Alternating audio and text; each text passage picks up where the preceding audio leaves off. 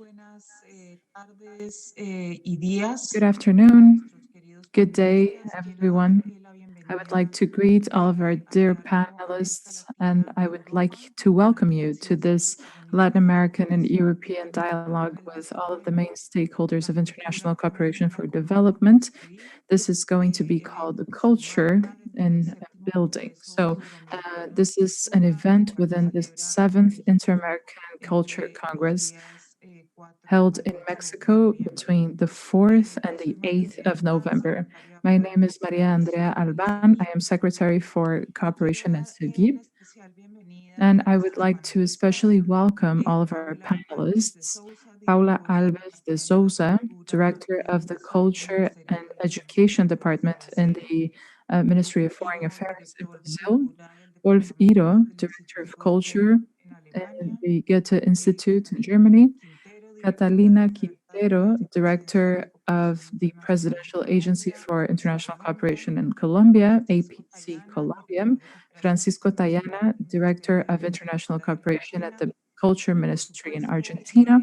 And of course, Maria Elena Alcaraz, Coordinator for International Forum for Cooperation, Forums for Cooperation and Cooperation Official in Mexico in the Inter-American Conference.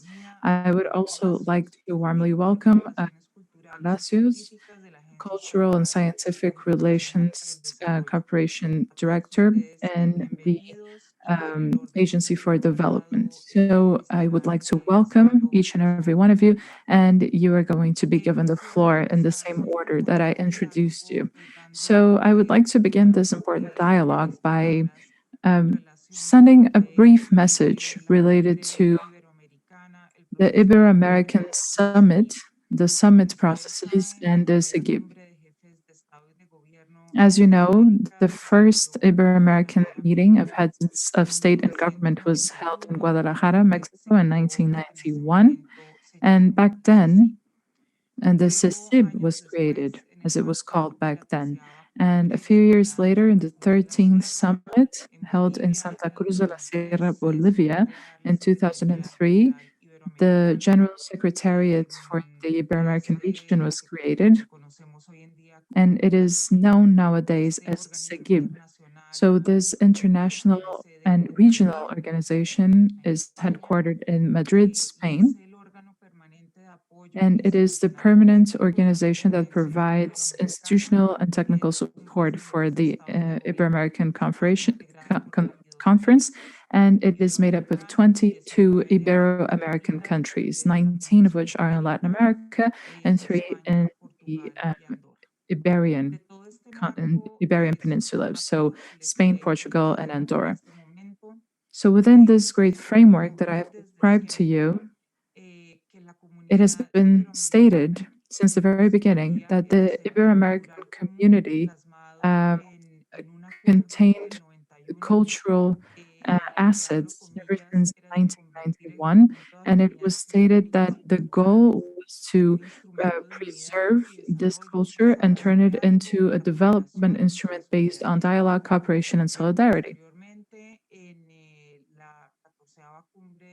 Afterwards, in the 14th Summit of Heads of State and Government celebrated in Veracruz, Mexico, there were several spaces created at SEGIP. There are priority areas, and one of them is the Ibero-American space, which is commonly known by all of us as the ESI, ESI.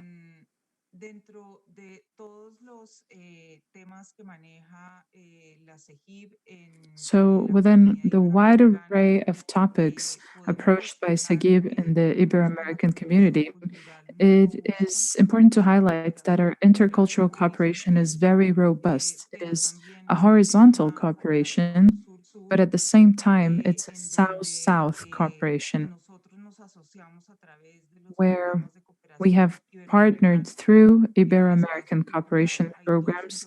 And in the cultural space, there are currently 12 cultural cooperation spaces and 2 cooperatives, and 60% of the users and beneficiaries are young people.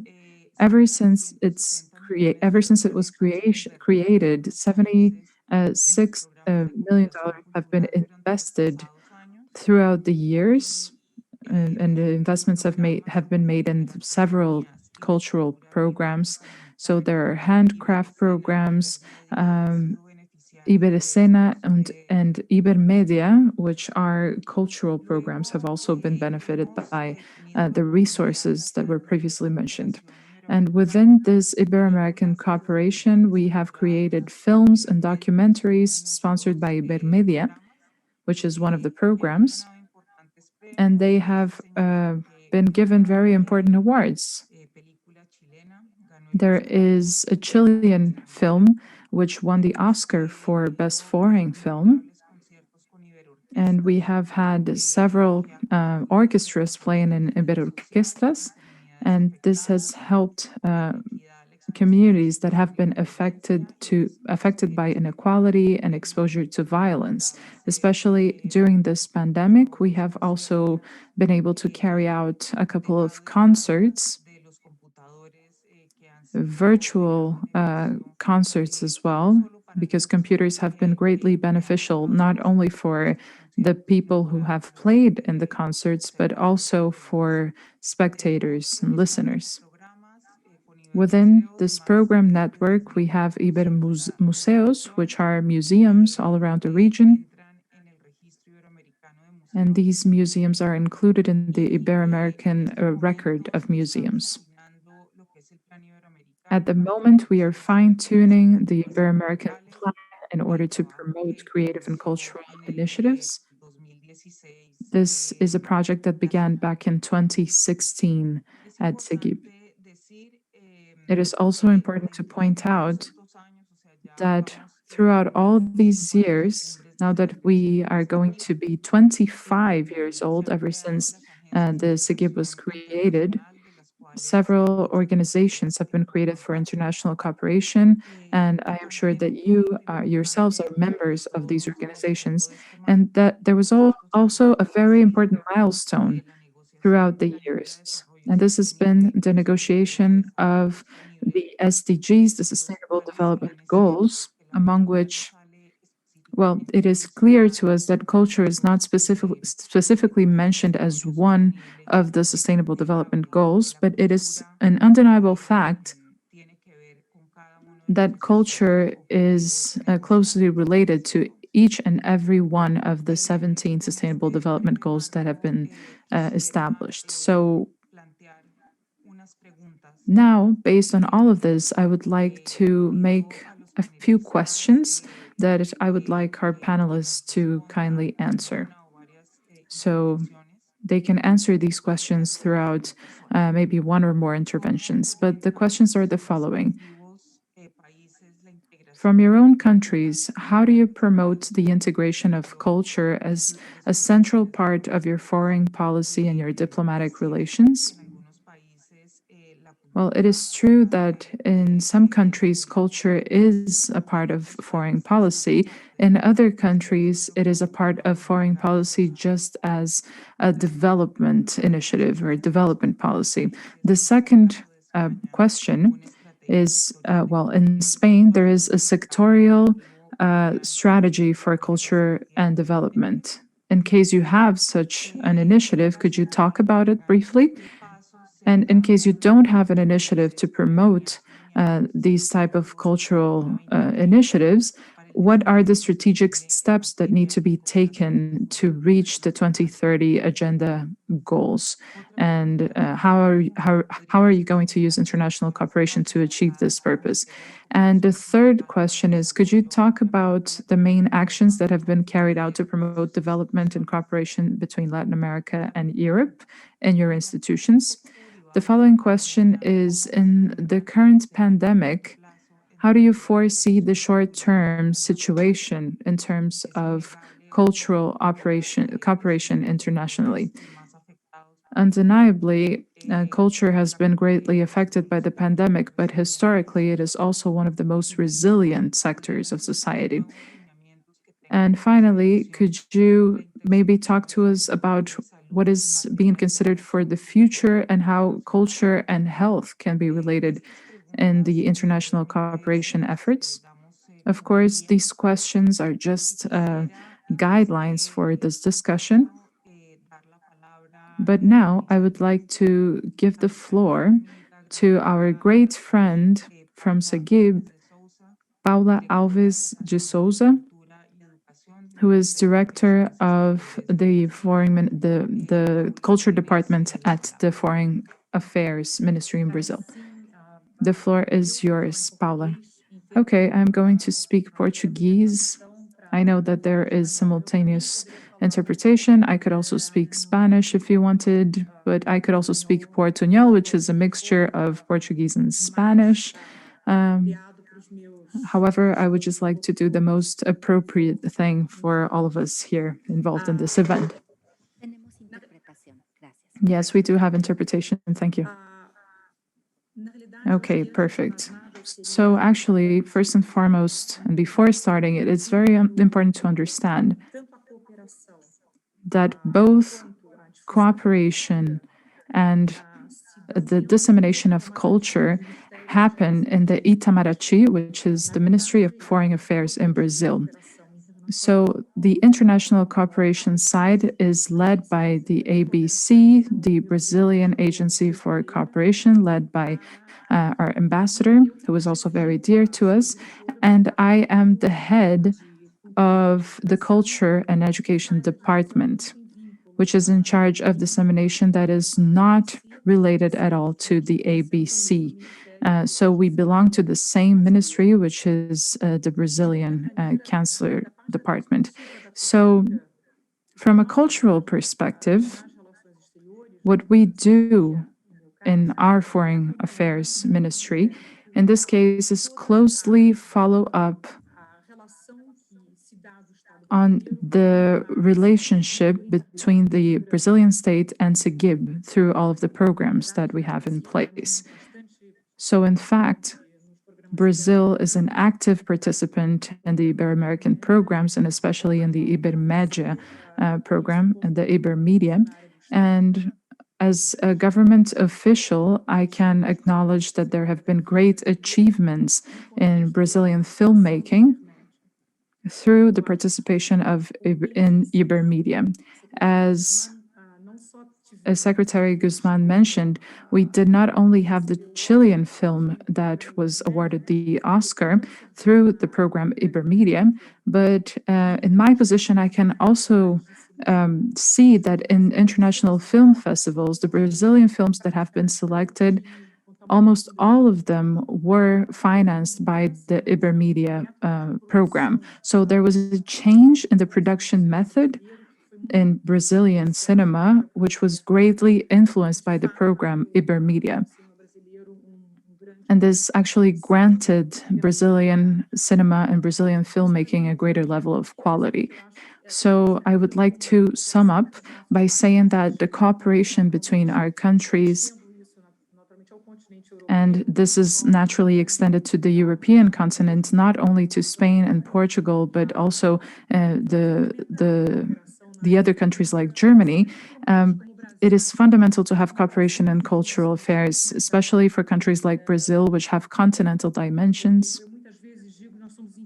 And I often say that we are isolated sometimes in our own cultures because we are almost like an island in Brazil. On the one hand, there is the Atlantic Ocean, and on the other side, we have only Spanish-speaking countries. We are alone in speaking Portuguese in that continent. So the whole process for cooperation is very enriching for Brazil, and it really adds value. And it also promotes a greater level of quality within each and every one of our countries. So the cooperation that we can have in very different areas, including the programs in Sagib, can be very, very big. And I would like to answer Secretary Guzman's question from a Brazilian perspective. As I said in the first place, this culture dissemination abroad, the Brazilian culture dissemination is done through our Foreign Affairs Ministry, and we have coordination with other governmental institutions in this case, the Special Secretary for Culture, the Ministry of Tourism, but there are also sectors that produce culture. In fact, we are the only institution in the Brazilian government that have its own resources, which are specifically used for the dissemination of Brazilian culture abroad. But not only Brazilian culture, and also the Portuguese language. That's very important. So one of our department is one of the most traditional departments in the Ministry of Foreign Affairs. We have been around for more than 30 years. And we have cultural centers abroad, which are like the Camões Institute, the Goethe Institute, the Cervantes Institute. They are very similar to them, and they have a very solid presence. And now we have about 30 cultural centers in other countries. And so we have between 150 to 200 ministries, embassies, consulates, and we disseminate cultural affairs, Brazilian culture, and the Portuguese language. So now moving on to the second question. Our entire process has been built upon the foundation of optimization throughout the years. So we have, after many years, a policy that might seem obsolete, may be outdated, but we have always been trying to improve our strategies and improve our methods to disseminate our culture and our language. And as a Brazilian government official, it is my responsibility to promote cooperation among several countries, because this only brings benefits. And we can join our efforts and our human resources as well as our financial resources that way. In terms of strategy and work, what we are trying to do today, with the understanding that financial resources are very limited, in order to carry out an ambitious project like the Goethe Institute does, or Camões Institute, or Cervantes Institute, which all have a much superior, much higher budget than our department, we seek to understand that we are great articulators. We are great articulators and liaisons between the sectors. So we represent both the cultural industry in Brazil, but also our international counterparts. So there's a very recent example that I can provide, which I believe is very interesting. It is a project called Brazil in Concert. Brazil in Concert is a cultural program that promotes erudite Brazilian music. And there was a cooperation between symphonic orchestras from the state of Minas Gerais, São Paulo, USESP, and the Symphonic Naxos abroad. So we recorded songs from known and unknown artists abroad, or maybe musicians who needed to renew their music, to renew their material. We recorded albums which are now being officially distributed by Naxos all around the world. And they have been praised not only because of the content that was brought to all the other countries, but because of the way that we worked together and cooperated. When it comes to cultural cooperation, I believe that despite all of these programs from SEGIV, and despite our work and our presence in basically all countries around the world, our participation is modest, but we do have a presence in Europe, in South America mainly. We have a great presence, but I believe that there is still a lot to be done in terms of cooperation. I would like to basically talk about gastronomy, our cuisine. There are certain areas of culture that could be further explored. So I believe that this is something that still needs to be done, and these are initiatives that still have to be explored. And to address the last point about culture and health, in fact, everything that we have been done in our cultural department so far has been reacting to the pandemic and to these rapid changes in the degradation of the process, because there was a great breakage in our programs, in our culture dissemination programs. In the case of some activities, we had to do remote events, have remote concerts as well. But in a way or another, we were able to improve our efforts in the dissemination of the Portuguese language. So it was very interesting because it was a provocative initiative, and we were able to maintain a great number of students in our virtual platforms. And we could also optimize our curriculum for the teaching of Portuguese language abroad. They have a special focus in each of the continents, but we still haven't had time to include other strategies for promoting the image of Brazilian culture that's related to health. So we haven't yet had any initiatives that provide solutions to the problems that we're facing right now. So I hope I have been able to clearly talk about all of our initiatives, all of our work, but of course I am open to any questions that you might have. Maybe my time has run out, that's what I guess. So thank you, and thank you for the invitation to participate in this event. Muchas gracias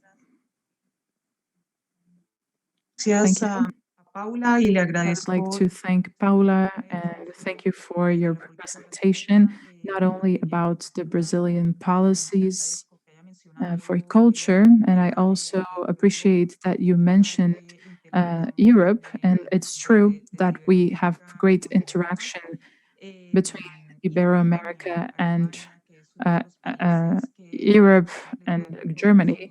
Germany is also fulfilling all of the requirements to be an observer in our community here at SEGIB. And I also appreciated that you talked about the gastronomy program. At SEGIB, we do have a development for the gastronomy program. It's a goal for 2030, and we are going to talk about this with all of the countries as well. Now, I would like to give the floor to Wolf Iro, Director of Culture at the Goethe Institute in Germany. Go ahead, Wolf. Yeah, thanks very much. Thanks very much for the invitation and for the opportunity to introduce what the work of the Goethe Institute. I will, I think, focus on the first question or the first two questions of yours, and then maybe at a later point then talk about the rest, i.e. all that concerns our concrete activities in South America. Well, first a bit about the Goethe Institute itself. The Goethe Institute is the Cultural Institute of the Federal Republic of Germany with a global reach. We promote knowledge of the German language abroad and foster international cultural cooperation. Our cultural and educational programs encourage intercultural dialogue and enable cultural involvement based on the principle of partnership and collaboration. What that exactly means, I can elaborate at a later point when talking about the concrete projects and activities of our branches, for example, in South America. The goal is to strengthen the development of structures in civil society and foster worldwide collaboration as well as mobility. And while we have a network of approximately 160 so-called Goethe Institute branches, local branches where both people from Germany and local employees work together with the respective partners in the in the countries. That is, I think, very important. Now, how did, in order to fully understand the workings of the Goethe Institute, is necessary to look into the past and how it evolved. It evolved, well, a couple of years after the Second World War, i.e. In a post-fascist society. And this is the reason why the lawmakers that instituted or that gave the Goethe Institute the possibility to come into being, they very much tried to insist on its independence from any other governmental institution. Now, this is, you could say, squaring the circle, because in the end, 2/3 of our financial resources come from the Foreign Service. But at the same time, and institutionally or structurally, the Goethe Institute enjoys, I would say, really almost, well, an independence that is almost unheard of, independence from political structures. And the reason for this, once more, lie in its origin, in its post-fascist origins, i.e. sort of, well, culture what had been instrumentalized, had been manipulated by Nazi Germany, and the lawmakers tried to ensure as much as possible that this would not happen again in under any circumstance. I.e., and what do I mean by independence? As I've said before, we'll receive 2/3 of our budget from the Foreign Service. 1/3 we generate ourselves from language tuition. So in a way, you could say, well, we are dependent on the political body of the Foreign Ministry. While this is true, at the same time, the way the Goethe Institute is run, well, a maximum of independence is nevertheless ensured. So we have what is sort of agreement on 8 overarching goals, objectives, so to speak, with the Foreign Service. This is on the meta level, and everything below, i.e. sort of how these objectives are executed, this is all left upon ourselves. And this is, so what follows from that? Well, it follows, for example, that the director of the local Goethe Institute does not report to, say, the German embassy, the local German embassy. I.e., well, the embassy cannot say, please, well, you should do this and this and that. This is impossible. So the local branch is responsible both for the language tuition as well as the cultural program. And this gives us a lot of independence, and much more so than is the case, for example, with the Alliance Française, or indeed the Institute of Cervantes, or many other cultural centers. I think, while looking at them, it's fair to say that the Goethe Institute enjoys the most, the maximum freedom in this respect. The reasons I've explained before. Now, this is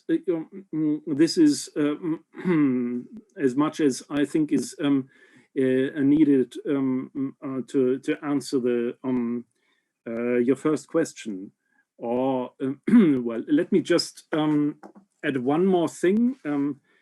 Because this is so, since this is so, since the Goethe Institute is an independent or a quasi-independent cultural institutions, we do not look at ourselves as cultural diplomats, nor indeed as agents agents of cultural diplomacy. We rather look at ourselves as agents in a global network of cultural exchange. And this is, I think, an important difference, well, at least a difference important to myself. Now, this is as much as I'd like to say on the political side of things. Now, maybe let me just use the opportunity to elaborate a bit on the development goals and the specific role it plays for the Goethe Institute. Well, as we know, sustainability has several dimensions, while the social dimension, in economic dimension, and ecologic dimension, it does not, well, by definition or by the standard definition, have a cultural dimension as such. This is, however, not to say that culture does not play a role in pursuing the sustainability goals. In fact, I look at culture, the role of culture, as a sort of cross-function across all the three other dimensions. And in fact, I am convinced that culture has an important role to play in order to ensure the achievements, or well, to ensure the most sustainable achievement in all these different sectors. So I think this is important. One more aspect about the Goethe Institute, which is important to understand: we very much value a physical presence in the various countries. I mentioned before the network of 160 or so branches, and you have to understand that in these institutes, we work in very close collaboration with the local partners, i.e. we do not define in our head offices, which is where I am, though I'm now working from home due to the pandemic. Still, well, we do not define, so to speak, overarching policies, which would then be rolled out across the globe. No, we do not do that, but instead we say the local branch has the final, or makes the final decision on the programs, because they know best what is important, what in the respective societies, what is important in the respective society, what goes in societies, what goes on in the respective societies, and what is maybe also needed in the respective societies. And how do these individual branches work? They develop the program, again, but sort of in very close cooperation with long-standing partners from the cultural scenes, but partners also from civil society, etc. Well, so they devise the projects together, and this is also very important, I think, in order not to become a sort of instrument of preaching. Yeah? So it is much more really sort of a close collaboration, well, in many cases, long-standing collaboration with partners. So, and for this, these physical presences are very important. Well, we do very much care about our partners, and this is a reason why when the pandemic kicked in, we tried to set up as quickly as possible a relief fund that would enable us to give at least some support to our partners all over the world. So while under normal circumstances, we are not allowed to support infrastructure, i.e. sort of in terms of, well, sort of purchase of equipment or in terms of, well, sort of paying the rent for a partner or paying a partner's personnel. In this relief fund and under the specific conditions caused by the pandemic, we made it possible, and I'm very grateful for our colleagues from the Foreign Office that they made it possible for us to run this relief fund. One last thing, while I stressed the importance of independence, this does not, of course, mean that we do not collaborate with the colleagues from the Foreign Office. We do, and we do so in a very in a very effective and very friendly manner. But as I said, it's not a question of, or it's not a relationship of dependence of one from the other. So and this is really my last point. So in this relief fund, we, for example, this is an example of a close collaboration of the Goethe Institute with the Foreign Office. In fact, without the Foreign Office and its specific financial support for this relief fund, we would not have been able to run it. So, so this is so we have these instances of collaboration with the Foreign Office too, but from a different well, sort of from a different on a different base.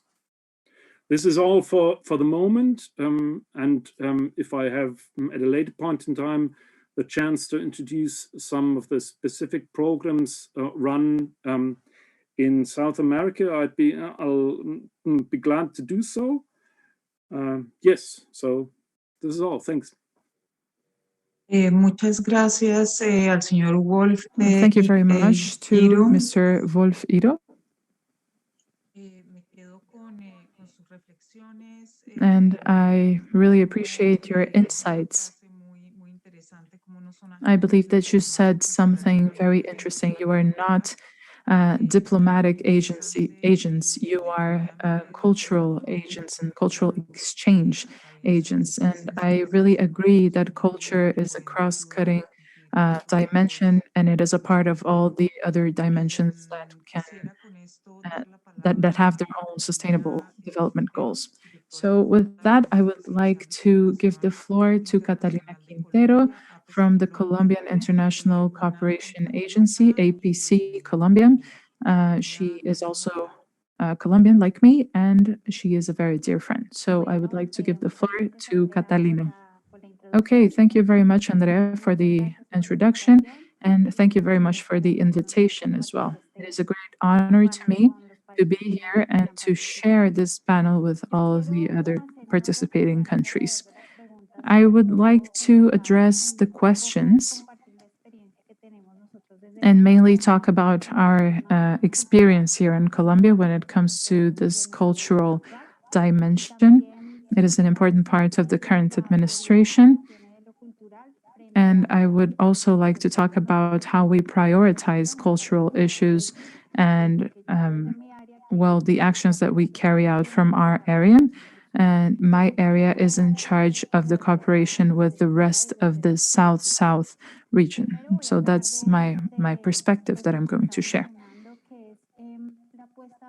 Okay, so first and foremost, there are strategies for international cooperation in our current administration and our government to promote culture.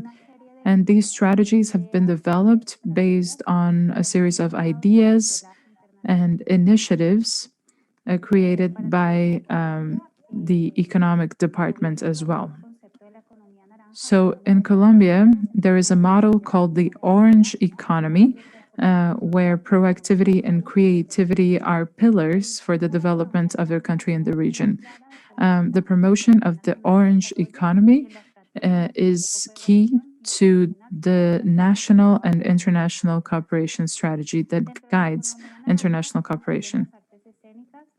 Within this type of economy, we include drama, music, tourism, filmmaking, programming, design, and we want to set the necessary conditions in order to promote intercultural exchange and the creation of innovative products based on our cultural heritage and the transmission of traditional knowledge as well.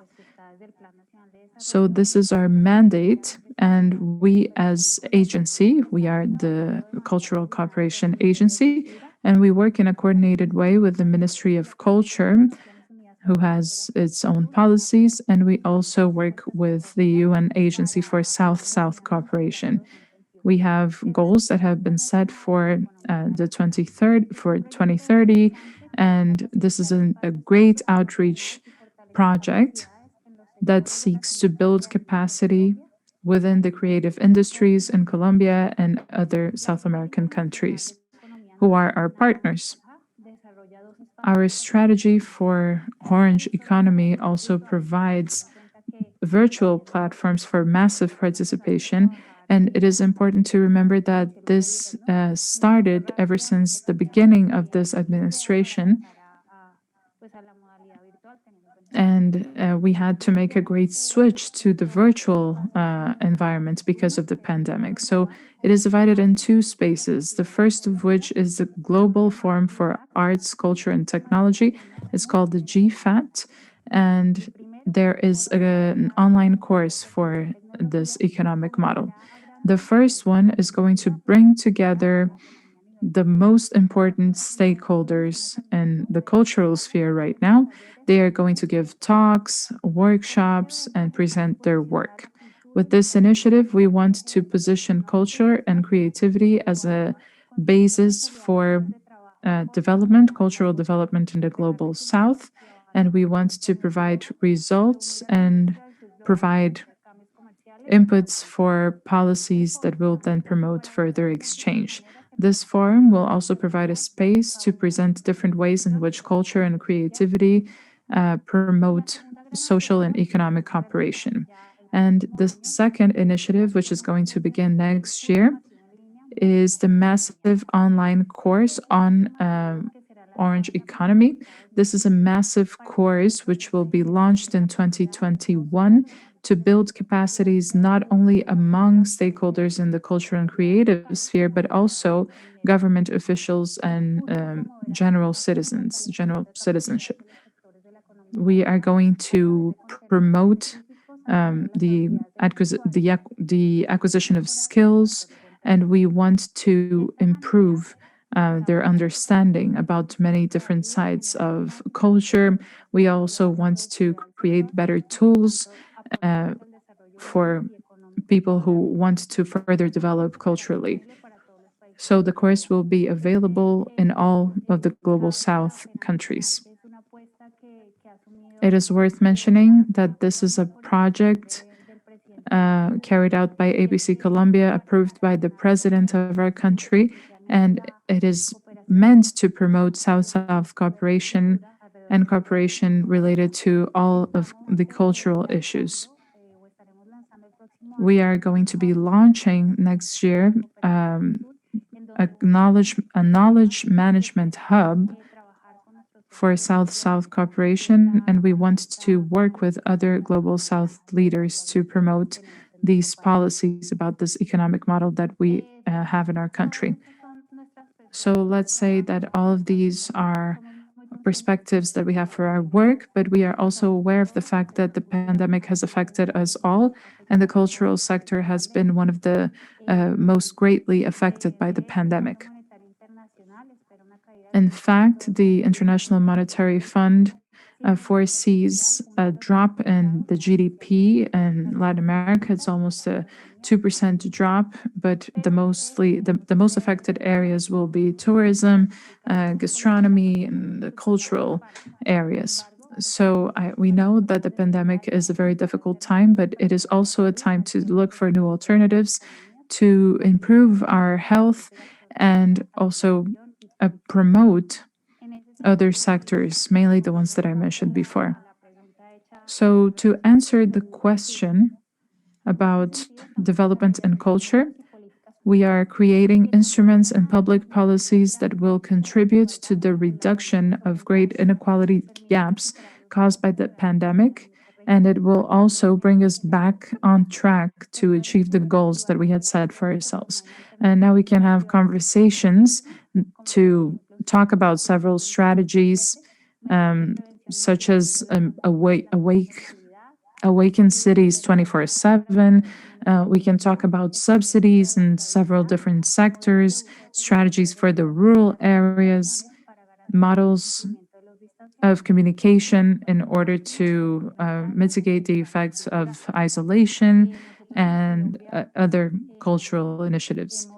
So in Colombia, we have tried to recover the cultural sector. However, these strategies are all internet-based right now. However, we are trying to address difficult challenges such as the virtualization of gastronomy and tourism, which can also be considered part of the cultural sphere. That is why the national government has created the program Adelante con Confianza, which is a confident progress program. And all of these strategies are also based on biosecurity. The goal is to include 17,500 companies in the tourist department in order to promote a sustainable tourism policy and provide more information on that to all of the stakeholders. We also have a platform called, which has a website, www.colombiameinspira.com, which is a platform meant to connect the tourist sector, the towns, communities, and travelers. And so we promote participation, sharing, and of travel experiences, among other things. So these have been all government initiatives, but we must also tell you that this is a global phenomenon. And we have our Research and Statistics Institute in the Javeriana University, which has found out that the most vulnerable people affected by COVID are women in our country. So the impacts of COVID, the negative effects of COVID, greatly affects specific areas of the population, and they have further increased the gender gap that existed in our society. So women who used to work in areas such as restaurants and cultural sectors have been greatly affected.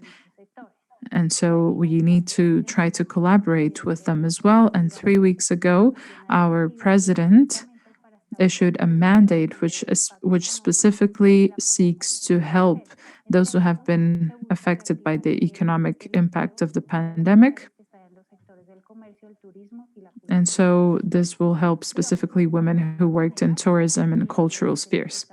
So this is a general overview of what we are doing right now and how we are trying to promote culture and this new economic model. This is a very important strategy that we have for international cooperation as well. And I also wanted to talk to you about how, from a South-South cooperation perspective, we are trying to highlight all of this. And I also talked about some of the specific public policies that our government has promoted to reactivate the sector that was most affected by the pandemic in our country. Well, and just to conclude my intervention, I would like to talk much more about international cooperation and culture. From the cooperation agency's perspective, it is very important to implement strategies that will promote the creation of knowledge, as was mentioned in previous interventions, based on solidarity. So, through all of the actions that we are carrying out for South South cooperation through the International School of Economía Naranja, Orange Economy, we can better position ourselves as policy promoters for this type of South-South cooperation that will benefit the global South. And I'm sure that we will make the most of everyone's knowledge and there will be new lessons on sustainable development. For the Colombian government, South-South cooperation is a key instrument to position Colombia as a receptive country and a promoter of international cooperation. So this new model, this new economic model, is an initiative that Colombia can offer to the rest of the world, and South-South cooperation is a mechanism in order to achieve this. So this is what I wanted to share with you in this initial intervention, and afterwards, of course, I am open to any questions that you might have. Thank you. Muchas gracias a Catalina. Okay, thank you, Catalina Quintero from the Presidential Agency for Colombian Cooperation, APC Colombia. It is very important to know all of this. The orange economy is the cultural side of the industry, and so it is meant to promote culture through South-South cooperation, which SIGIB also participates in. We have a great presence in those initiatives, and it's part of all of our programs. Okay, thank you, Catalina. And now I would like to give the floor to Francisco Tayana, Director of International Cooperation in the Cultural Ministry, in the Ministry of Culture in Argentina. Okay, go ahead. Muchas gracias, Andrea. Okay, thank you, Andrea. Nada, quiero agradecer a First and foremost, I would like to thank everyone who is sharing the panel with me, Paula, Wolf, Catalina, Maria, Enrique Vargas, and all of the people who are joining us today. I would also like to thank everyone who has worked in the organization of this Congress. And these are meetings that promote dialogue and exchange, which I believe that at this point are truly essential. Okay, I'm going to talk about the specific situation of Argentina when it comes to culture. In this Congress and in the year 2020 in general, this is a complex historical juncture. We had a change in the government, a change in administration in December 2019. And so with this new government, we have been promoting a very significant effort to reprioritize culture within our government policies.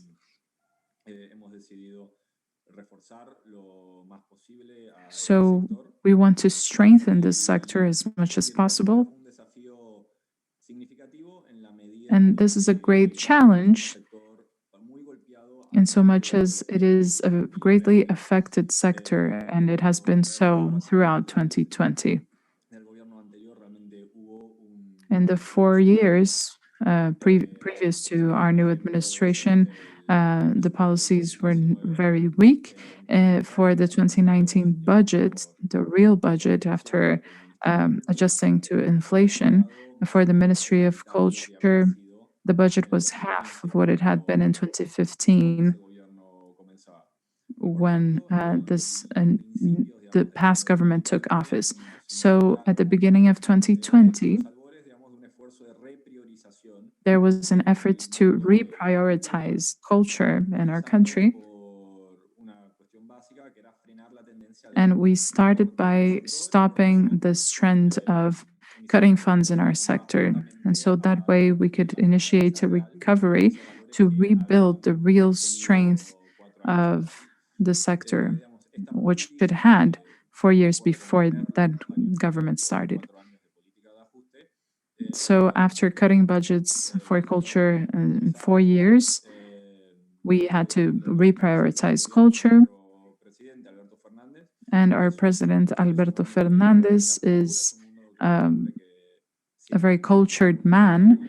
He is very interested in the arts and culture, and he believes that that is one of the great pillars that he must promote in his administration. So, through the guidance, and thanks to the guidance of our minister, we have been trying to promote culture as a factor that can help bridge all of these social gaps. And of course, we need to remember this because culture creates jobs, it promotes employment, and it really has a great contribution to the GDP of all of our countries. So it is essential to recover this sector and to promote its growth. So it was then that this health emergency, this pandemic started, just when we were creating new policies to promote culture. And this just meant that we had to double our efforts to grow the cultural efforts in our country. And of course, as you know, many measures had to be taken in order to fight this new virus. The political decision was made to prioritize the health of the population. And Argentina has been on lockdown ever since March this year. So this week it has been 7 months. And of course, it is a priority to rebuild our health system.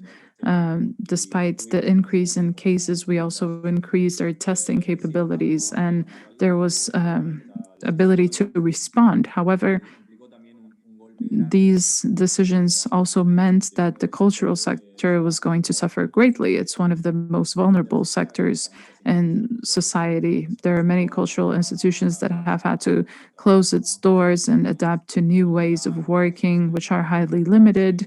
Of course, massive events were all canceled as a whole. So the blow on cultural activities has been very evident. There are specific areas such as drama, theater, which will be, of course, one of the last activities that will be able to be carried out normally after all of the pandemic. So this health emergency has created even more economic difficulties in our country, and we had them even before the crisis. On the other hand, the culture sector will also be affected by a drop in demand and purchasing power from society and the population in general. It was estimated that Latin America was going to have an economic drop of 5% as a whole. And the forecasts for our country specifically are even darker. It seems that we are going to lose growth by 10 or 15%. So the shrinkage in economy will be very significant. On the other hand, we have seen just how unstable the cultural sector is. And there are situations where demand has not decreased, but increased when it comes to audiovisual content. And there is, of course, a great dominance in this type of content. So there are sectors that are thriving right now when it comes to culture, but the concrete reality is that almost half or 45% of the jobs in the cultural sector in our country are at risk or at some level of risk.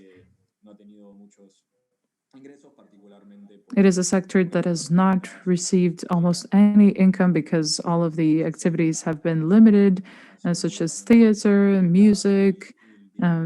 They have been greatly affected, and the cultural sectors that have not been affected by the pandemic are only reduced to the audiovisual side. So the impact on the cultural labor market is widespread. And on top of this, there are also some specificities that need to be taken into consideration. Specifically, in the cultural sector, there are some activities where the level of informality is very high, which of course makes our ability to respond much more limited. Even so, the country and the government has been proactive enough to start responding to these new problems and addressing these new challenges as they appear. And they also have provided comprehensive support to the cultural department in our country.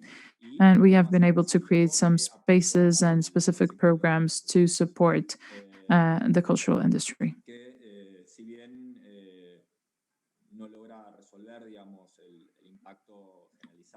So it is true that this does not really provide a solution to mitigate the impact for culture in Argentina. At least these are steps that can help control the situation and mitigate some of the most severe impacts of our situation.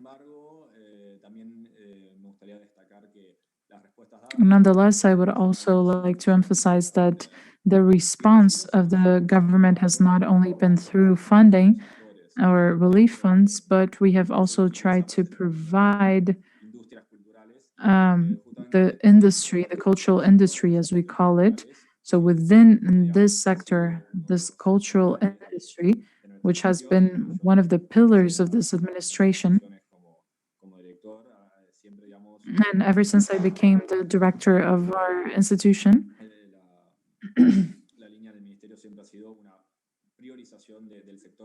we have always tried to prioritize the cultural industry. And this is a vision shared by the ministry as a whole, which probably has the support of the authorities. And so one of the strategies that we have had was trying to give each of the stakeholders in the industry the tools that they need in order to create their own content and their own initiatives. So we have been trying to meet the needs of several different sectors in order to reactivate production, export some of the cultural initiatives, trying to train professionals. We have international efforts as well. And I would like to highlight one of our most promising projects. These are public policies for the Argentinian cultural market.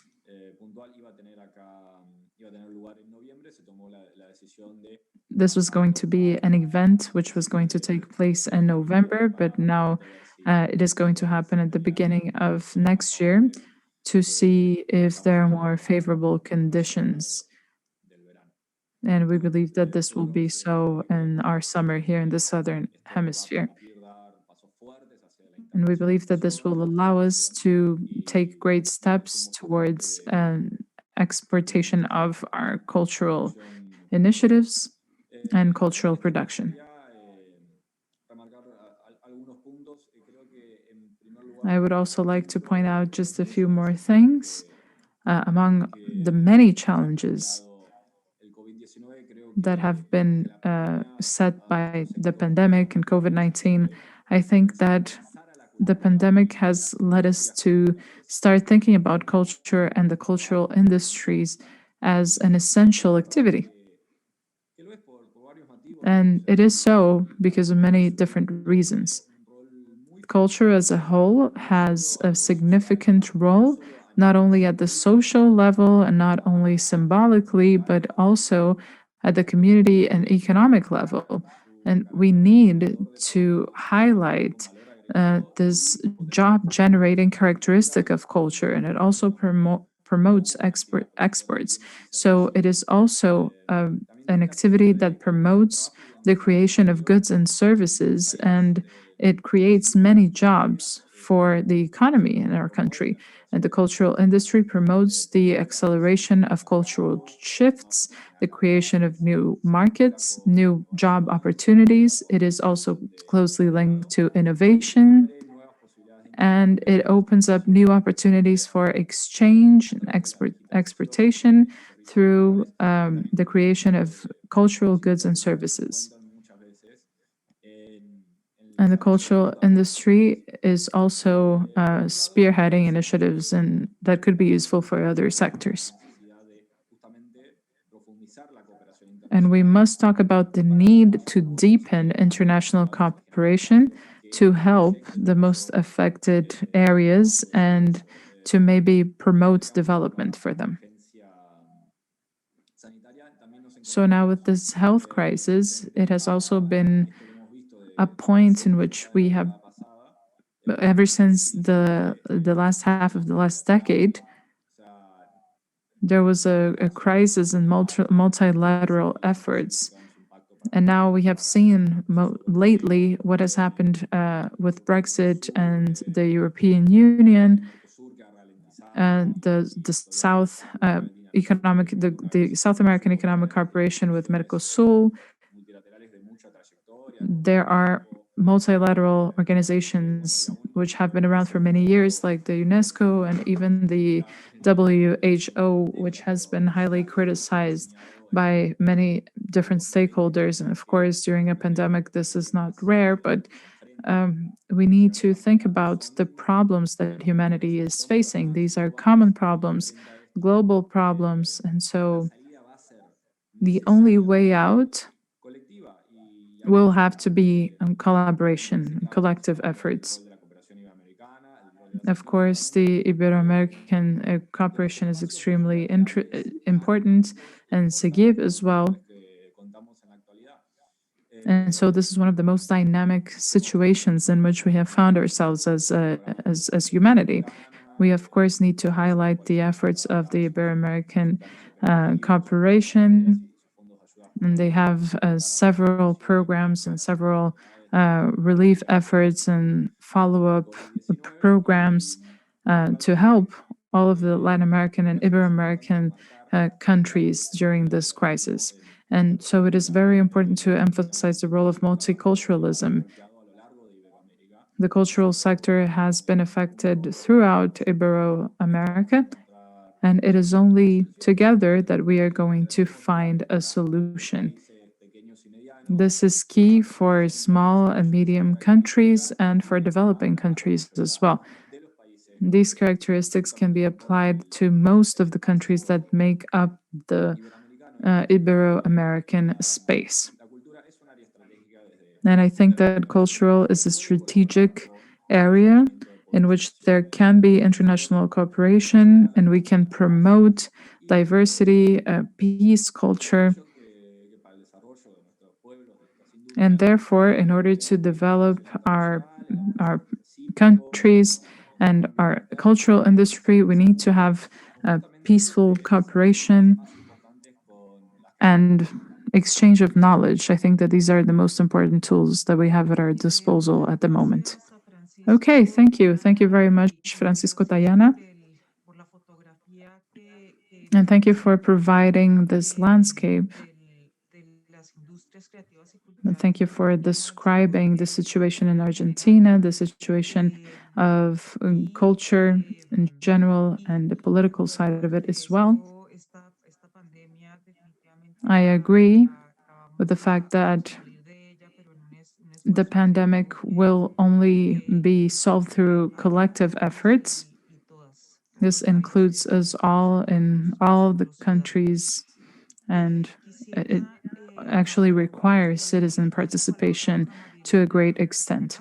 Now, I would like to give the floor to Maria Elena Alcaraz, who is the head of development funds and cooperation efforts in Mexico and the Inter-American conference, and I would like you to think about the culture and development program that we have. And of course, this is for Wolf not applicable because he is at the Goethe Institute, but this is what we have been doing in Iberoamerica and at SEGIB. We want to align our efforts with the 2030 agenda goals. So if the rest of the panelists want to talk a little bit about that, it would be great. Maria Elena is also a great friend from Iberoamerica and a great friend of Segib, and I would like to give the floor to her. Go ahead. Well, thank you. Thank you very much, Maria Andrea. I am really sorry because I have a problem with my voice right now, but I would not like to miss the opportunity to participate in this event. So thank you very much for the work that you are doing, Maria Andrea. Enrique, thank you for the work that you are doing in the cultural Ibero-American space. Now, I would like to say that I am happy to meet many of you and to re-encounter Guzman, whom I met in Venezuela. Then he came to Mexico, and now I can see him virtually at this event. So it's a great pleasure for me to see you here. And now, to answer the questions that Maria Andrea made, I would not like to speak so much, but I would like to sum it all up in one idea. For Mexico, culture dissemination has been an integral part of Mexican foreign policy, but this is not new. This is something that has existed for many years. And it is a part of the 9 principles for foreign policy that we have. Cooperation is one of them. International cooperation is one of those 9 principles. A culture allows us to have a soft power, as we call it. So wherever we are and wherever we have interactions with other governments in order to fulfill foreign policy goals, when we provide our counterparts with knowledge about Mexico and its culture, that is basic, that is essential to have a better understanding of where we are at and where we stand. So let's say that cultural dissemination and cultural exchange is like a welcoming red carpet. So in the Ibero-American region, we know each other very well, but oftentimes we do not know what the culture of these other countries actually is. So in our case, unlike the Goethe Institute, the diplomacy, the cultural diplomacy part is done through the foreign ministry. And in fact, the cultural area, the cultural promotion body, and the cultural diplomacy body is a part of the International Cooperation Mexican Agency in the Foreign Ministry. So Pablo Rafael, in the Secretary of Culture, which is the Ministry of Culture in our country, has stated that for Mexico, cultural promotion is extremely important, not only during the pandemic, but also since many years ago, ever since the Ministry of Culture was created. First, we had the National Council for Culture and the Arts, which was called CONACULTA, which then turned into a ministry. It was transformed into a ministry during this administration.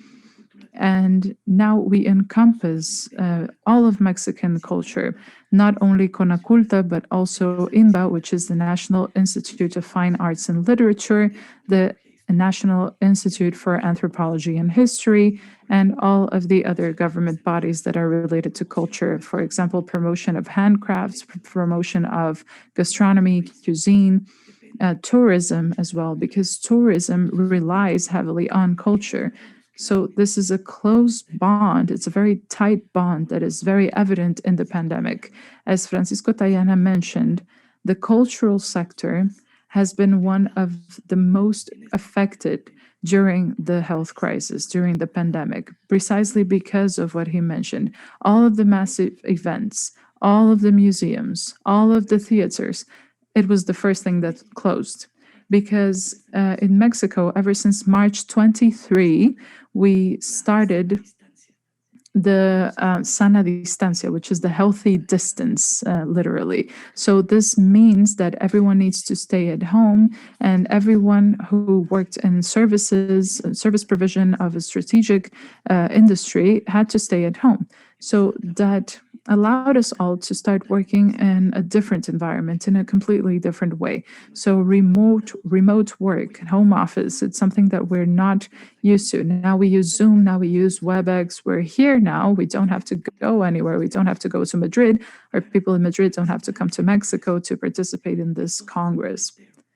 So I would like to reiterate the importance of culture for Mexico. This is essential for us. So when the Inter-American Cultural Space was created, we started talking about what would be done to help promote all aspects of culture during the pandemic as well. And we talked about the Congress and how it was going to be carried out. And so Mexico volunteered as host because of the importance that we give to culture. And so immediately, the Mexican government started trying to figure out ways of helping millions of Mexicans that were now at home, that could not go outside and only go outside for essential reasons, such as shopping for groceries or because of any medical reasons. So we can't go outside for reasons other than that.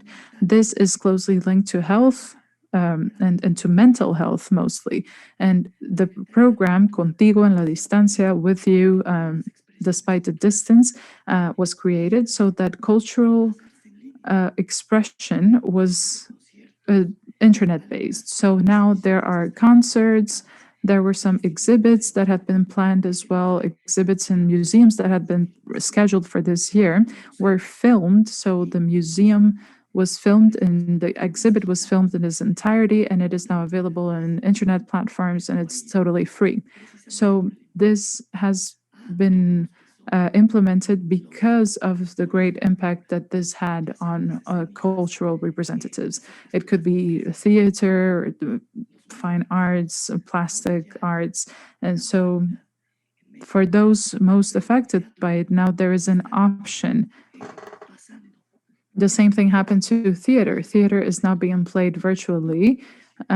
You don't buy tickets for the same price that you would pay to go to a physical theater, but you are paying for tickets either way. So if 300 pesos was the price of the ticket, now they cost 50 to 100 pesos, so that people can have access to the play online. And this allows everyone, not only actors and actresses, but also everyone, the crew, to have work during the pandemic and at least some source of income. On the other hand, as part of this relief strategy, if you want to call it that, the government has been trying to help the less privileged populations. So instead of providing funds to those who have more money, the great corporations and the great company, we have been giving loans to the people because regrettably in Mexico, there is a lot of underemployment, informal employment. It is very, very big. Almost 40 million Mexicans rely on informal work, informal job. And this includes, of course, artists who create handcrafts and many other products. So we have been giving loans based on honor. So based on their word, we don't need to provide evidence of the work that the person is doing, but if they are artists and they work in the informal market, they are receiving this type of help. In Mexico, a survey was carried out to identify those who worked in informal jobs so that they could be beneficiaries of different welfare programs. So those who were registered in this program and even those who were not registered are now receiving a small source of income. People who had stands for food in the street, for instance, cannot sell their food anymore and they don't have a means of livelihood. So there is a fund and they will have to repay this help 4 months after the pandemic is over. But well, they received this amount of money even if they were not officially registered as workers. They received 10,000 pesos for the few months, and they will be able to pay in 36 installments. So the installments will be a very, very low amount because they will have 36 months to pay back the government for this help. And so, of course, we knew that the pandemic was going to affect us, but we thought it was just going to be 3 or 4 months. And then by now, we would just be in our new lives, normal lives again. But it turns out that it wasn't so because it's a new virus for everyone around the world. We are now going through it for more than 7 months. And we don't even know when we are going to be able to go back to a normal life. Well, at least within the parameters, of course, following all of the health measures that have been implemented, like social distancing and so on. But now we are assessing ways to help other people. As Catalina from Colombia mentioned, tourism needs to be promoted, of course, and tourism entails cultural promotion.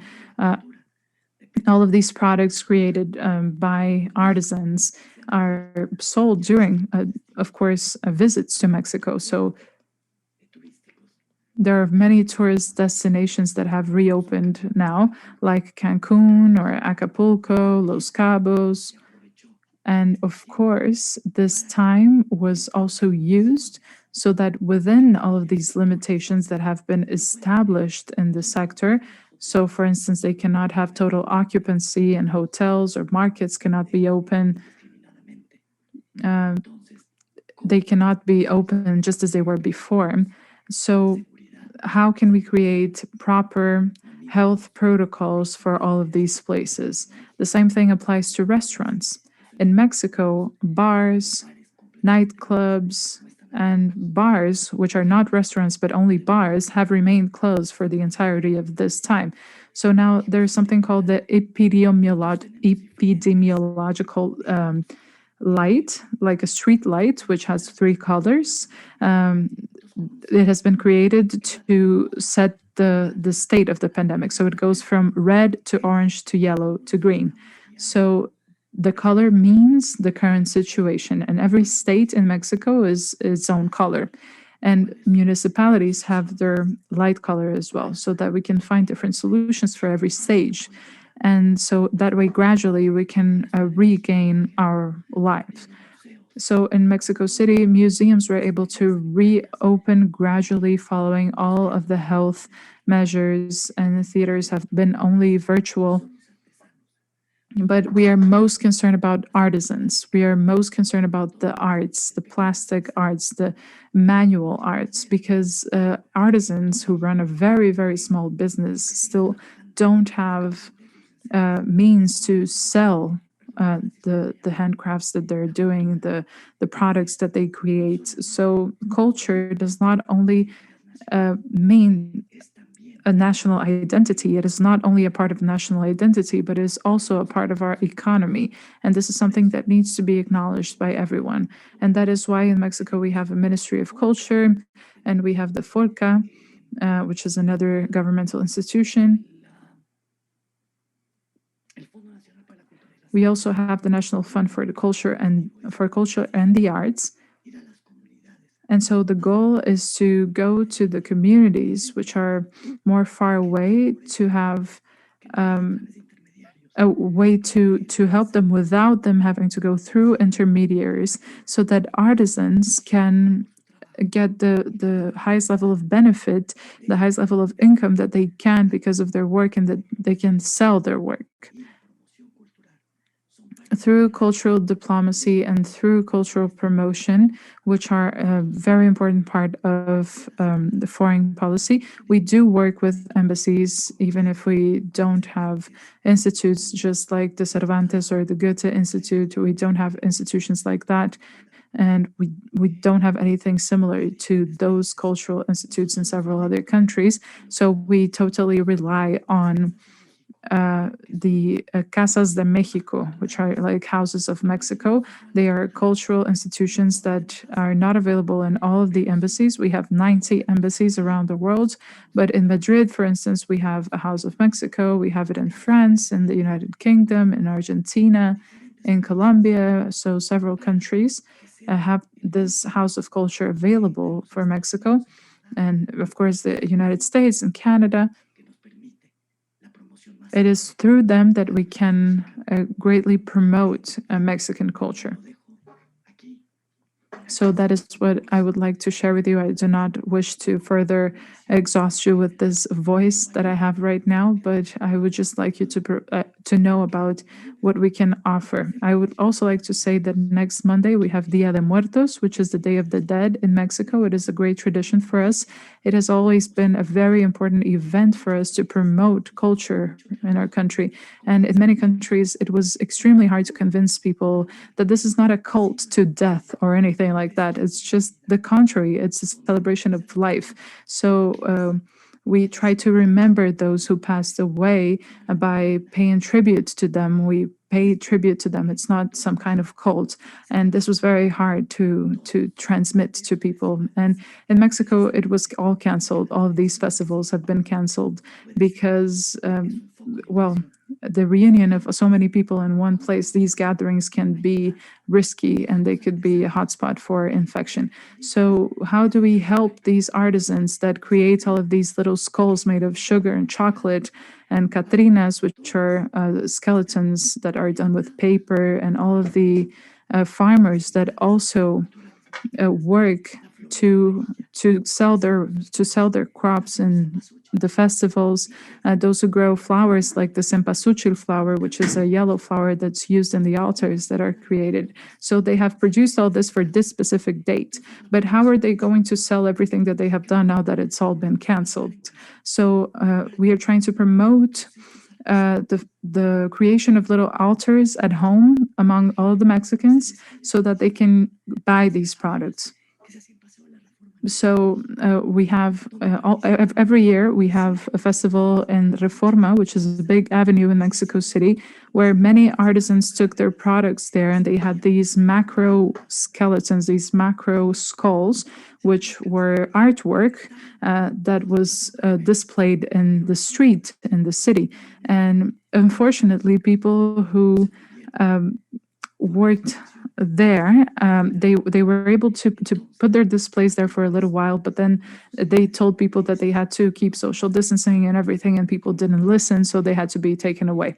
And we need to strike a balance between cultural promotion, and we can also we should also try to help people because of mental health issues, is get out of their homes for a while, take children to a museum or go to a cultural event following a protocol, but trying to avoid large gatherings, trying to avoid big crowds, and trying to control the situation in some way. So I think that this is one of the greater goals that we have. And now when it comes to controlling the situation, my friend and colleague Rafael, of course, I acknowledge him, and he is going to talk about the specific impact. But what I can say is that in our foreign ministry, and together with the Ministry of Culture and Pablo, we have actively participated in 23 of the Ibero-American programs that exist in all of the cultural aspects. We are observers in 2, and we don't participate actively in them because they don't relate to what we do in Mexico, but we participate in the other ones. We have archives that are being analyzed, and we are doing everything that we can to celebrate the International Archive Day.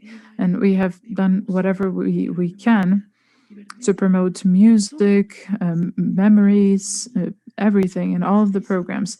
And the gastronomy side is a little bit harder because if people cannot go outside to eat, so how do we promote this right now? But we are trying to promote at least cooking classes online. Everyone wants to learn how to cook something now, and people who are staying at home wants to improve their cooking skills, perhaps how to to cook asado from Argentina, ayaco from Colombia, Spanish dishes. Okay, Elena, I'm really sorry because we are running out of time. We don't have much time left, and the conference is going to have to end soon. So I'm sorry to interrupt you, but okay, thank you. Thank you, Maria Elena. And I would also like to seize the opportunity to thank the Mexican government who is hosting this Culture Congress. And of course, I would like to thank the team of the Inter-American Cultural Space. Thank you to Arancha. Thank you to the technical team and the people who are documenting the most important facts discussed in this very important event. And I would also like to greet Guzman Palacios, a very important collaborator in the process. He has always been one of the most important partners that we have in Iberoamerica at SEGIP. So you have the floor, Guzman, and I would just like to remind you that we have a few minutes left. And so I would like you to begin your presentation. Thank you. Okay, good afternoon in Madrid. Good morning to you all. Thank you, Andrea. Thank you, Segib. And well, thank you for inviting me to this great meeting. And thank you to Maria Elena as well. So I would like to be very brief. I would like to answer the first three questions that you made. And then the fourth one will be just a quick idea. Well, in our organization for cultural and scientific affairs, it is the oldest agency in the foreign ministry here in Spain. It has existed for 75 years and it has greatly evolved over time. I think in the turn of the century, this institution was tied to the foreign ministry, but now it is part of the International Cooperation Agency, which in turn is part of the ministry. This is not a fundamental change, but the reason for this is the Spanish society and the development cooperation wants to promote our identity.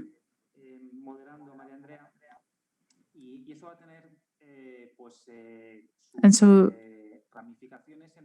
this had different implications in the way that we act and the definition of our agency. We have three main lines of work. The first of which is the institutional coordination. There is a very important area for promotion of Spanish culture. And the third line of work is also essential, and it is culture development and the promotion in that direction, the drive of our culture through several different cultural agencies. So we have 140 embassies and general, plus all the general consulates all around the world. And then there's a system of cultural centers. There are 18, out of which 16 are located in Latin America, and one in the Equatorial Guinea. And the crown jewel is the Spanish Academy in Rome. So, as I said, the goal of all of this is to increase institutional cooperation and cooperation for development. That's the foundation. So in 2007, we created a strategy that closely links cooperation to culture and development as three main pillars, three main axes. And ever since then, we have been working on these three dimensions. The first of which is gender equality, and then the second pillar would be institutional strengthening and the rule of law. And the third one is related to the environment and the green economy. So our embassies and cultural centers work in those three areas through several different programs. And so there are many different programs that we have created. In the first place, we have the Heritage Program.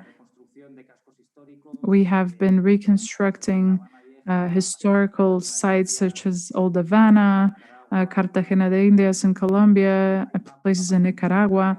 So that is a very important initiative to preserve cultural heritage and archives in Peru, for instance.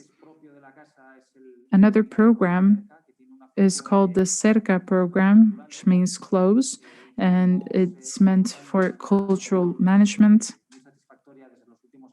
And I think it has been very successful over the last few years.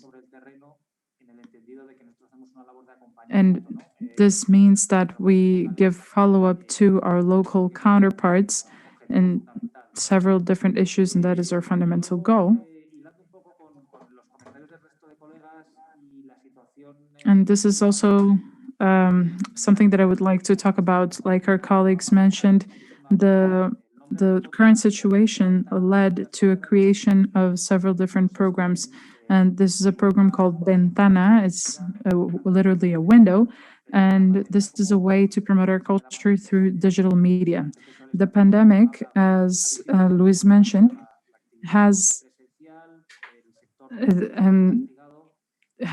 really affected our sector, has really impacted our sector in a negative way. And so, in order to promote culture as a means for human development,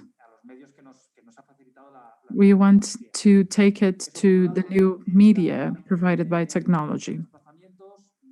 And this has allowed us not to travel. So, we're facilitating production and post-production of cultural activities in Spain. And through our social media and through our websites, we are promoting our artists and cultural industries, employing as well cultural counterparts. We want our culture to reach other places and to create cultural ties with our partners as well. And briefly, I would also like to tackle the fourth question that you made, which is the relationship between Spain and our ministry and our European partners. I would like to apologize because I was late to join the meeting. And the reason for this was that I was participating in the General Assembly of what is called REUNIC, which is a network of European cultural institutions, and which the Goethe Institute also participates. And tomorrow we are going to change some of the positions there, and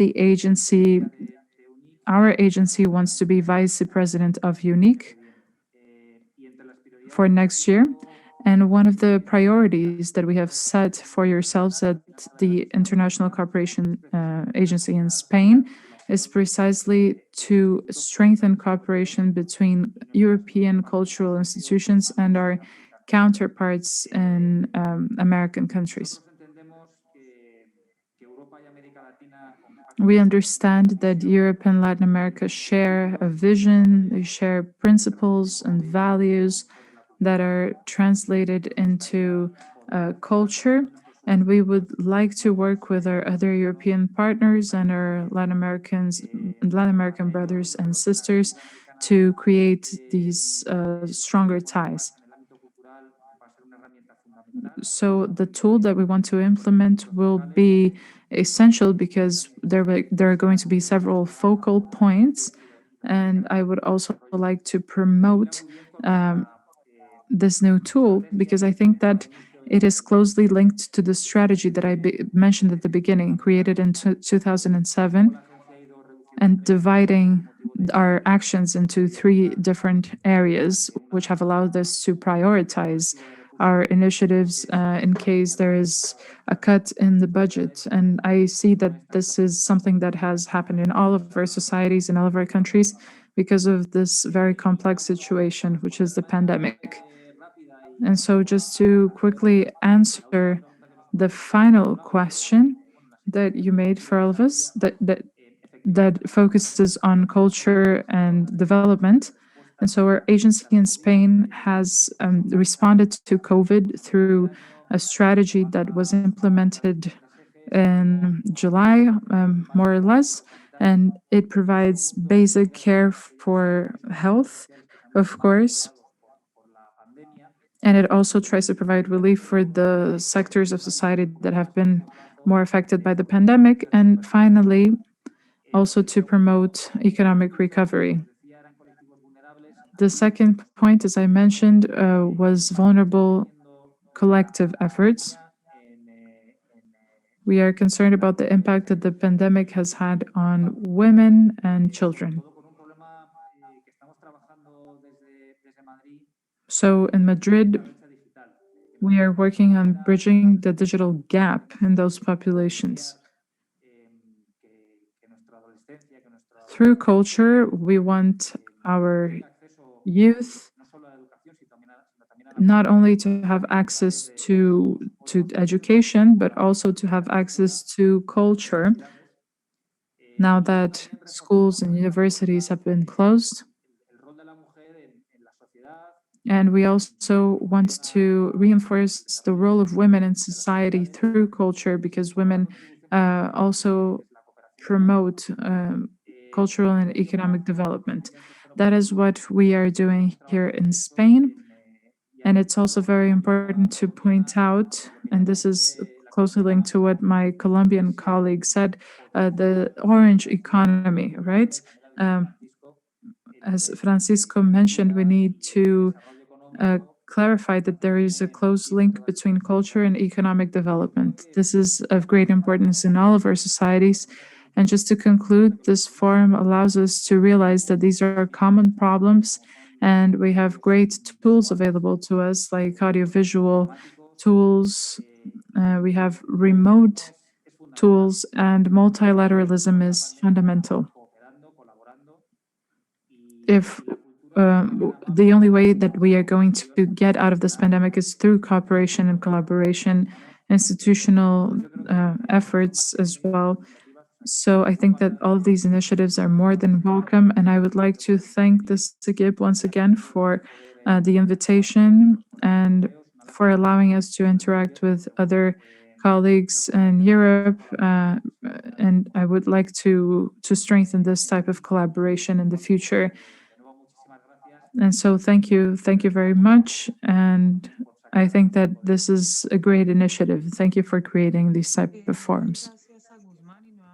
Okay, thank you very much, Guzman. And I would also like to thank the organizers not only for this event, but also for promoting cooperation in general. Now, I would like to give each of you just 3 minutes. It's 3 minutes to conclude, to make your final remarks, and to summarize anything that you found relevant in all of the interventions. So, first of all, I will give the floor to Wolf so that he can speak English, and then we will switch to Spanish after his participation. Okay, so go ahead, Wolf. Thanks very much, Andrea. I'd really like to only use this opportunity to briefly sketch out some of the areas where I think that culture can contribute to the development goals in general. I think that I'm convinced that culture, as I said before, in its cross-functionality, has a lot to offer in terms of, well, really giving a sort of maybe sort of deeper or deep impact experience to individual agents of change. culture is maybe less concerned about the scalability of projects than our colleagues in the development field, but in terms of reaching out to people, it can nevertheless be an effective instrument, and one, as I said, that maybe gives a sort of deeper, deep experience to people. I see well, points of departure, more sort of joint departure in various fields, which I'll enumerate in a second. Well, just to explain to you, the Goethe Institute has a well, an understanding of culture which is more well, sort of, which is broader than that, say, of any individual institution that may be associated with culture in general. I sort of, well, it comprises also various fields that like sort of civil society, like well, ecology, like various other of these fields, and thus I see as well, particular points of collaboration in our joint effort to reach the sustainability goals. I see as particular fields civic education. I see creative industries in various forms, sort of games. Well, for example, this has been the field of activity, especially in South America. In our branches of South America, I will, for the lack of time, not go into detail here. I see as another field, well, ecology, very important, and as a final point, not to be forgotten, maybe collective memory. Well, because we cannot envisage a future without having a conception of the past. So these are but 4 fields where I see a great potential for collaboration. Last point, maybe, or last 2 points. Due to our network, we can collaborate across countries. While sort of while South America and the Caribbeans was for us in our good understanding, this was sort of, well, this is one region, so the branches there, they do collaborate between each other, and well, this is one strength. And well, last point, really, sort of, well, what we do is what we also do is platform work, where often enough well, sort of it is really all about South dialogue, well, sort of, so there need not be necessarily be well, sort of German institutions involved in that.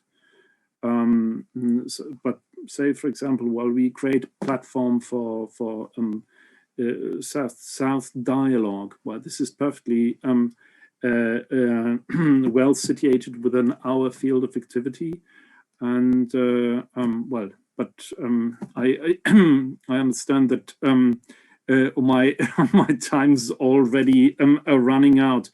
So really, last point, and once more to repeat, I think culture is also a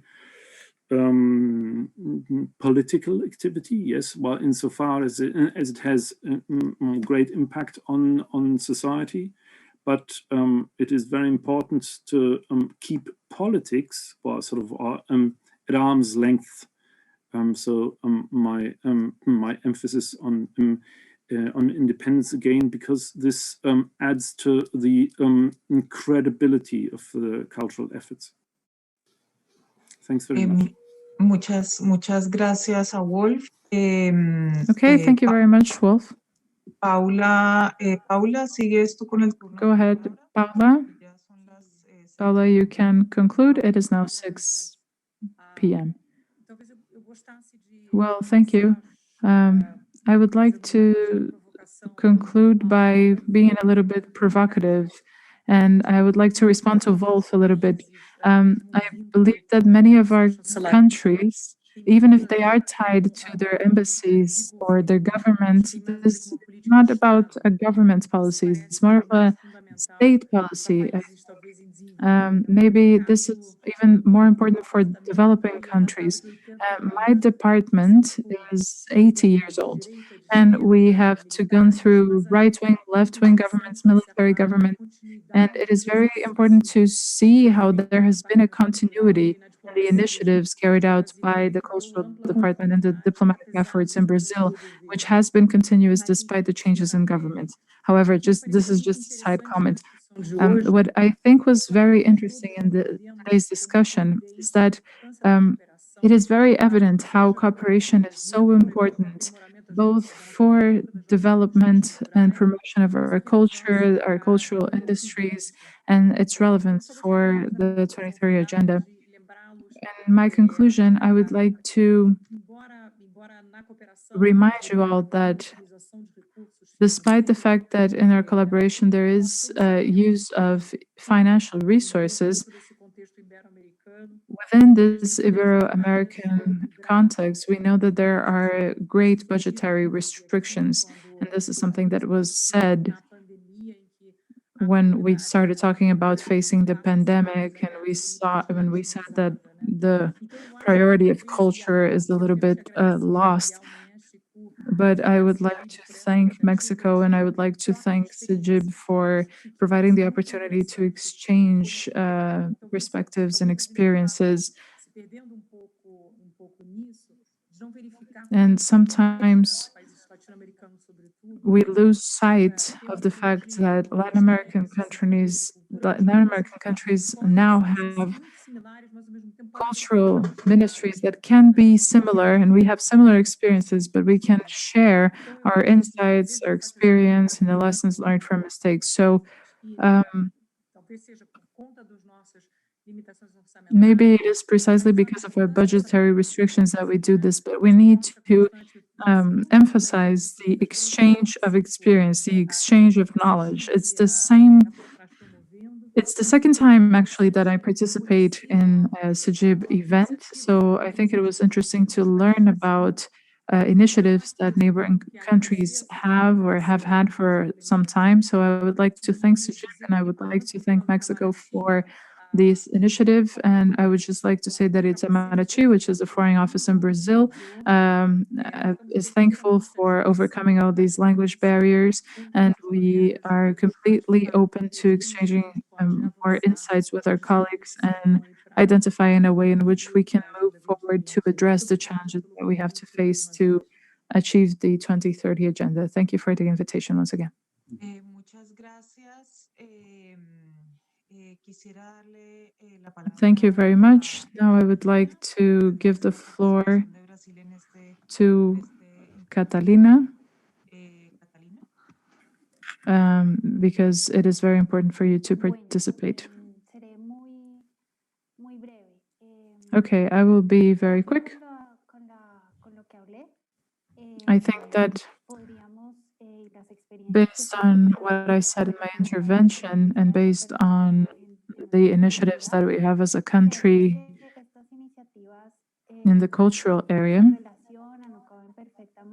we believe that these initiatives are closely related to the Ibero-American plan in three areas that you have mentioned as well.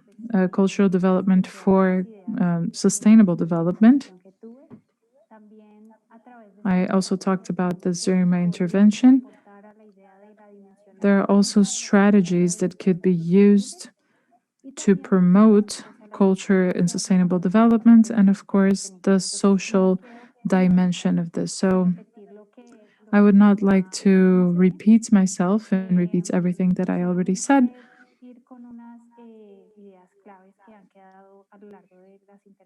I would just like to say a few main ideas that I identified.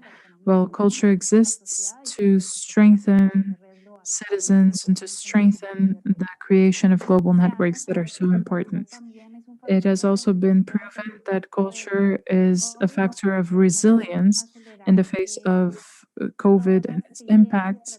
So we need to accelerate all of our strategies to try to achieve the results that maybe were going to be obtained in 5 years, but now try to have those results as quickly as possible.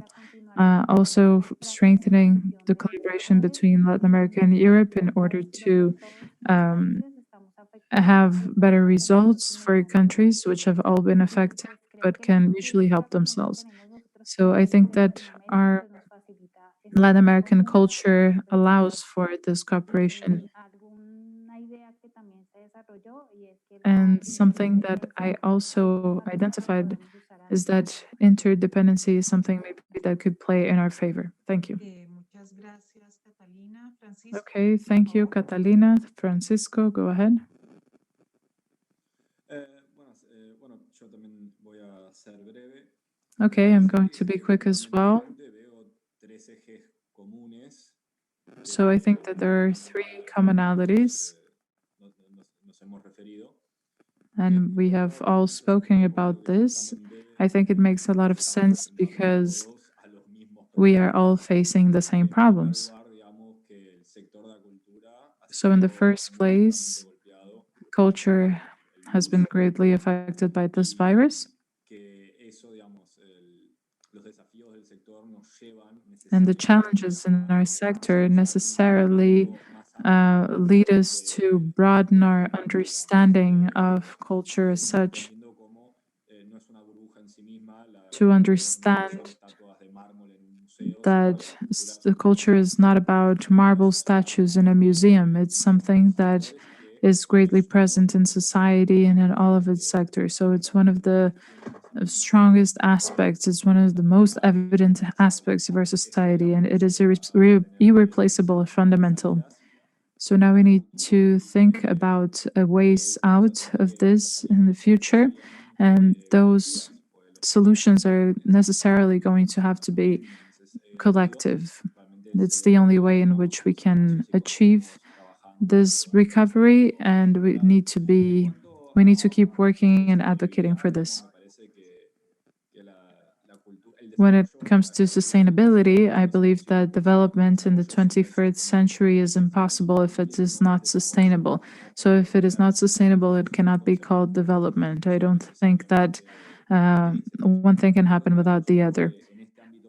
And on the other hand, I think that in this area, particularly, culture has many advantages for sustainable development.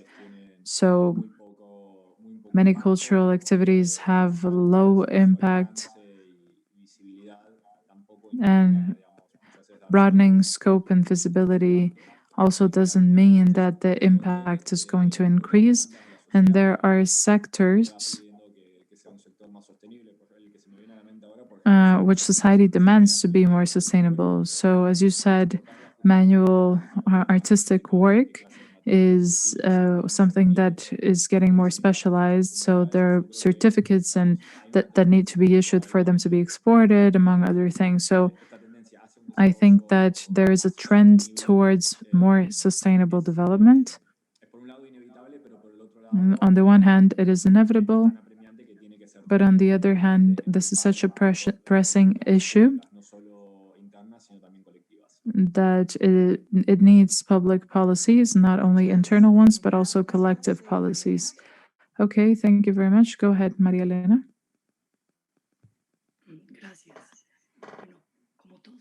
Okay, thank you. As everyone has said, culture is cross-cutting. So it is cross-cutting, and it is present in all of the 17 SDGs. Even if it is not mentioned in all of them, it is always in everything that we do. It is all-encompassing. So the challenge that we need to face right now is how to relate everything that we are doing to the solutions that we must find for this problem. We are all facing similar situations in all countries, both in Europe and Latin America. How do we find a way to cooperate among all of this, not only in the South, but in a triangular shape as well? So how do we tie everything that we are doing in Mexico with cyber programs to other countries? There are programs that can be tied to each other and create a triangle-shaped internal cooperation. What does that mean? We need to have a cooperation among different areas, different countries, not only something that's bilateral, but also having all of Ibero-America participate. So in the case of Germany, how can we include Germany?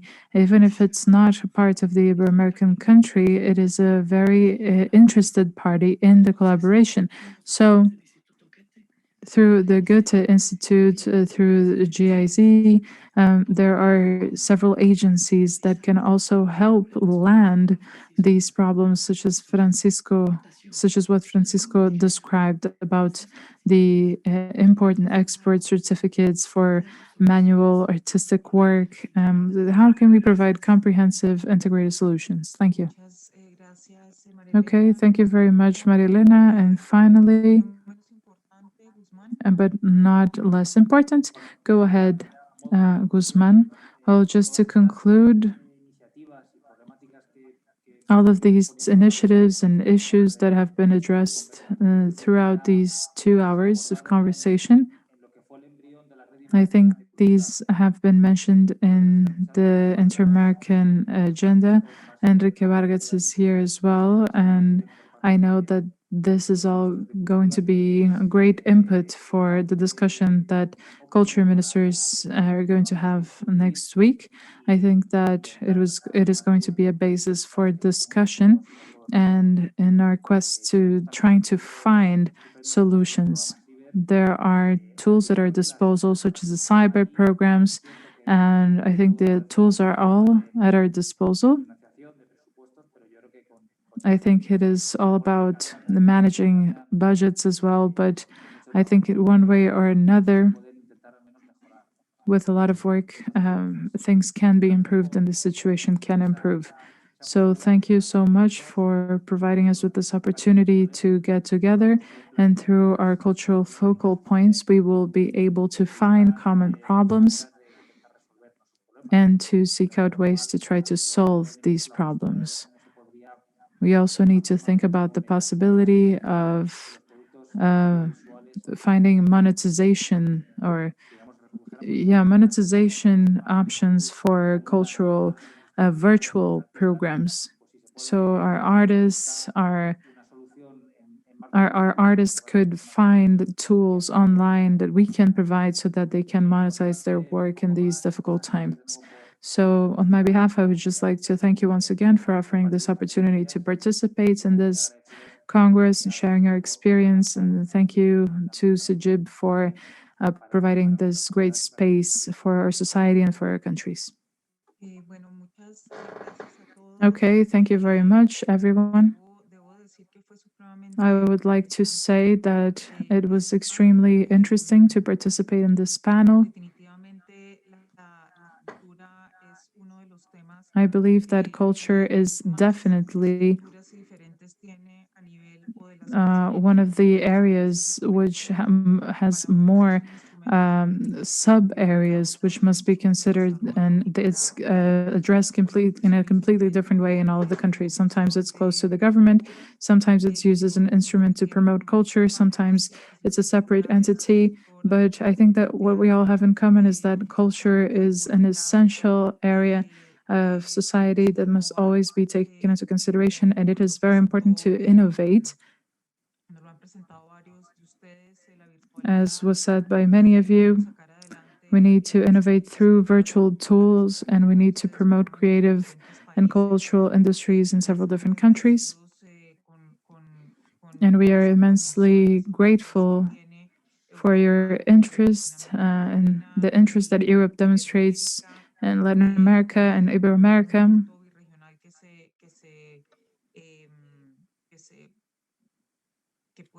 As a regional group, that can interact with other regions.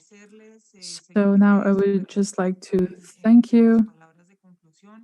I know that I didn't really provide a very enriching conclusion, but I believe that you all did a very good job, including all of the main ideas. And I believe that now it's up to us to build a new strategy and to greatly emphasize sustainable development and culture. Thank you very much, everybody, and we would finish our discussion here. Thank you. See you soon. Thank you very much. Thank you. Thank you very much.